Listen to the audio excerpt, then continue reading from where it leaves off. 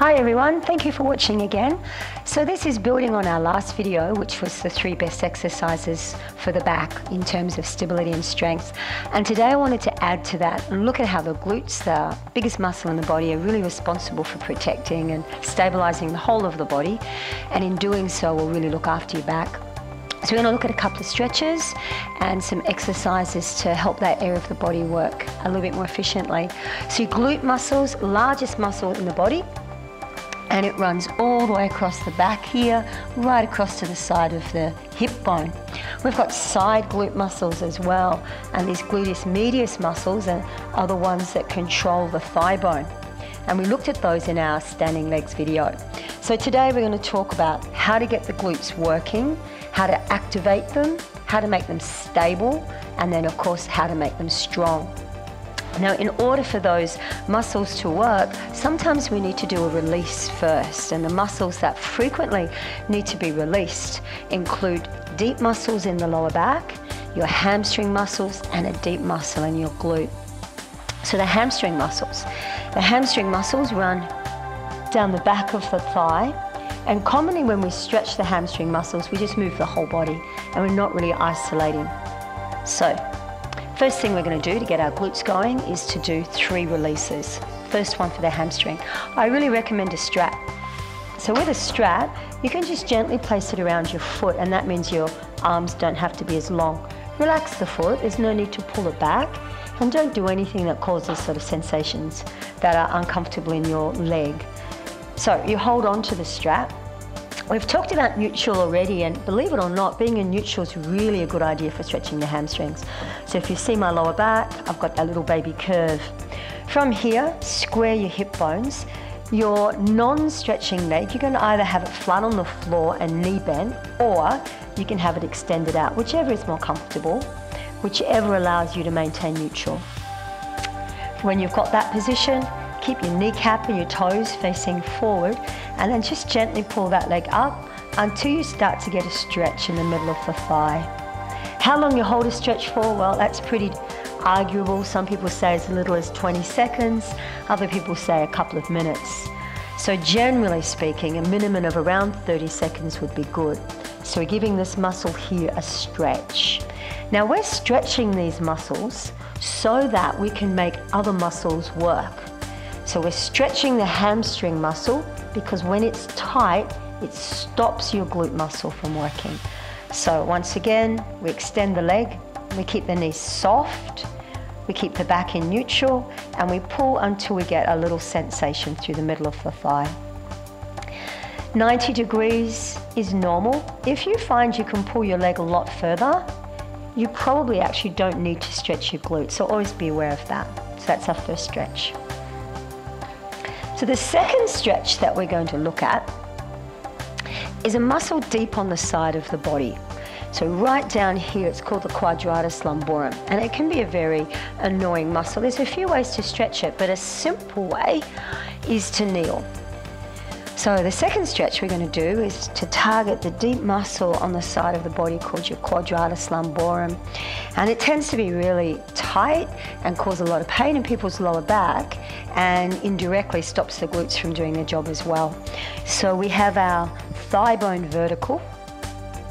We have our opposite leg extended. It can be bent a little bit if you're uncomfortable, and pull the belly in.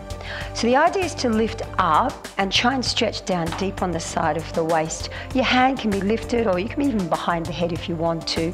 And you reach up and gently come across. Now, if you're getting too much of a stretch in your arm, you can just bring that hand down. So we're trying to focus in here. So 1, push your hip across, and 2, lift the rib cage up as you go across. So if you're getting a nice long stretch down in the side of the lower back, you're doing really, really well. This is quadratus lumborum stretch. So the first one was the hamstrings, second one was the quadratus lumborum. And of course, do both sides. Once again, hold it. Well, really hold it for as long as you're comfortable. As I was saying before, probably a minimum of 30 seconds. And our third stretch. So the third stretch we're looking at is a deep butt muscle stretch called the piriformis, and I'm going to show a couple of variations of this one as well. So the first variation, come back down and lie on your back. So cross your leg over your knee. From here, lift both knees in the air, And you can take your hands, wrap them through around the back of the thigh. Now, if your arms aren't long enough, once again, it's a good idea to use a towel or a strap, just so that you can pull in without putting too much pressure on your lower back. So you pull in underneath the knee. If you pull on top of the knee, you might put a bit of pressure on that knee. You pull in, and as you're doing that, just gently press that knee away. And you want to feel it deep in here. It's a really deep, deep, deep muscle, and it often causes a lot of grief and stops us from working our glutes. So that's our 3 stretches. So the number 1 was your hamstring. Number 2 was the side quadratus lumborum, and number 3 is the glute muscle. Okay, so there are 3 stretches. So once you've released those muscles, you'll be able to get the glute muscles working better. So the first thing we want to do is to actually activate them, just to see if we can make them work. And there's so many different ways to do this, and you can try more than one. And first of all, can you just squeeze that muscle? So right now, I'm just lying down here, and I'm just going to see, can I squeeze that muscle? I'm making a fist with my hand. You make like a fist sensation with your butt, and you want to try the other side as well. And it's really common that you'll have one glute that will fire up quite strongly, and the other one that doesn't seem to do its job. So this is called just firing it. You want to fire it up. You have to do that before you can get it strong. So our first exercise, we're lying down, and we've talked always about having good alignment, so it's the same thing right now. And once you've got that good posture, that neutral position we talk about, second point is always to engage your core. And it's really important for engaging your glutes that you keep your lower back still. So if I lift my leg, I can swing on my lower back. And that means that I'm not working my glutes as effectively.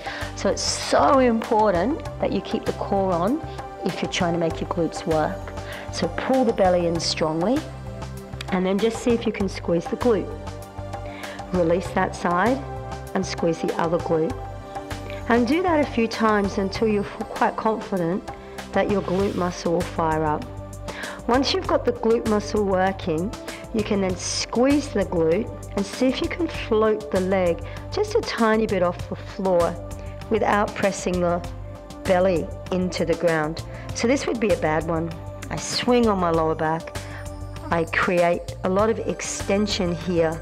I'm sitting on my belly, and my butt is working, but not as effectively. A good one, the core is on, the belly stays still, the back stays still. I squeeze the glute, and the leg just hovers a little bit off the floor. So it's a really good starting. This is activating and stabilizing. It's not really a strength exercise yet. So once you can do that, and your hamstrings are not bothering you, we can then work into our bridging exercises. So we've already looked at a butterfly bridge, and this is a really effective way of getting the glutes to work by just pressing the feet together, like squeezing in, because that glute muscle does 2 jobs. It lifts the leg behind you, but also turns the thigh bones out. So this one is an extra special exercise. When you feel that you've got an activation of both glutes and you feel steady and stable, we could add the bridge position that we've looked at before. Once that is working, bring your feet flat on the floor, push into the floor and see if you can get the glutes to squeeze again. And finally work your way into bridging. So bridging is starting the first step of strengthening your glute muscles. So when we lift, we squeeze the muscle first, we push through the floor, and then lift the hips up directly, trying not to sway or wobble.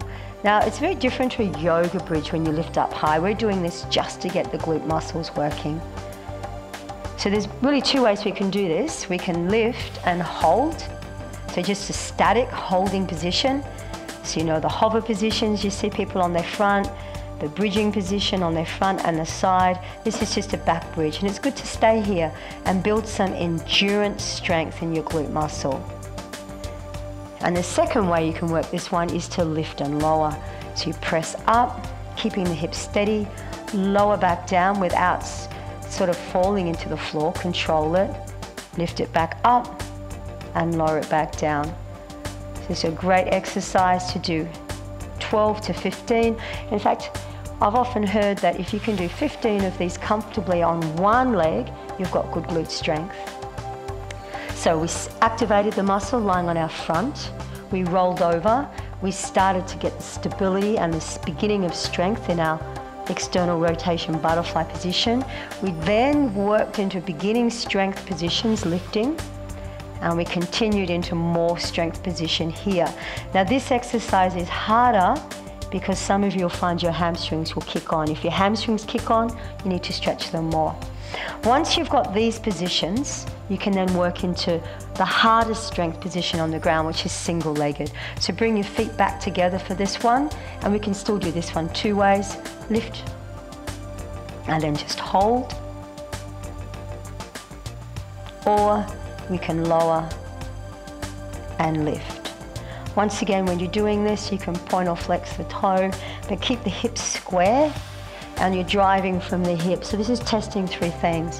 One, your range of movement. So if you've got a weak glute, you won't lift very high. So you want to try and get that hip open through here. The second thing this one is testing is your stability. Like, is it wobbling around as you lift it up? Or can you lift it up as if you're going straight inside a tube? And the third thing this exercise tests is your endurance. And as I was saying before, you want to be able to do 12 to 15 of these without getting any cramping in the hamstring, without feeling undue fatigue. This is a great exercise. It's probably one of the best ones that you can do. So, glutes. To get your glutes working, we sometimes need to do a bit of a release work first. So we released your hamstrings, we released your quadratus lumborum on the side, and we released your piriformis. And we can also do that one on the chair as well. And when we've released those muscles, we then move into just activating, which was squeezing the glute. You can do it in any position, you know, like you can just sit and try and squeeze your glutes. Once you've got the activation, the stability was, can we line our front and we can just get it moving? Not much strength here, not much load, but learning to do it without working into the lower back. And then finally we progressed into our beginning strength exercises, which is what we call the bridge position. So when you can do 15 of these ones without moving around too much and feeling confident, you'll be ready for the standing leg series, which is the other little video that's up there. So I hope you really find that useful. Gluteus medius muscle, that side butt muscle we were talking about, that's important to get activated as well, especially for back problems. So we've got this muscle on the side, and once again, like we did with the gluteus maximus, we just want to learn to squeeze. So this muscle we just squeeze, and it controls the leg. When you feel that you can squeeze this muscle well enough, you're ready to start moving. Every exercise, of course, has good posture. So think about having your head, ribs, and hips stacked. You've got that neutral shape in your lower back, and the belly muscles pull in. So try not to sag down, sag forward. Always having that good skeletal alignment. So I'm in neutral, my abs are on. Step 2, I squeeze my side glute muscle, and then I lift the leg up. Doesn't go very far. You just lift the leg up to the point where your pelvis stays still and lower it back down again. So it's a sequential movement. We're just firing this muscle. We squeeze it, and then we lift the leg, and then we lower it. Rest in between, so squeeze and lift. Yeah, because we're teaching the muscle how to work, release, and then switch it off. So we start all these exercises with squeezing, working, releasing. So when you feel that you've got that happening, you actually know that this muscle is working. And if you're not sure, generally speaking, you're not doing it right. So when you know that you can feel that muscle firing up, you can lift the thigh bone and you feel that thigh bone working independently inside the hip bone. You can actually feel like a doorway swinging or a gate swinging. You can then start to extend the leg. So when the leg's longer, the lever is longer, the weight is longer on this muscle. So same thing here, squeeze that side muscle and lift the leg a tiny bit without losing the side of your waist. So if you lift too high, you'll work into that muscle we've just stretched called the quadratus lumborum. So you want to make sure we keep that long. So squeeze the side muscle and float the leg up. And a little tiny variation with this one is to twist your kneecap to the floor squeeze the side muscle and lift. Good, so once again, doing these muscles are really effective and really help you back. So we're squeezing gluteus medius, lifting the leg up. Go for 12 or 15 repetitions. Body stays still, core stays on. And you put this one with the gluteus maximus, and you've got a great little family. So you've got your gluteus maximus in bridging position and gluteus medius on sideline position with those 3 stretches. And you put them together and you've got a great little package for looking after your back.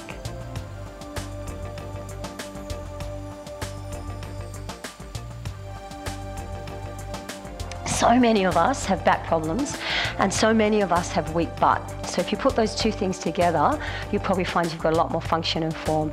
So enjoy watching the videos and I'll see you next time.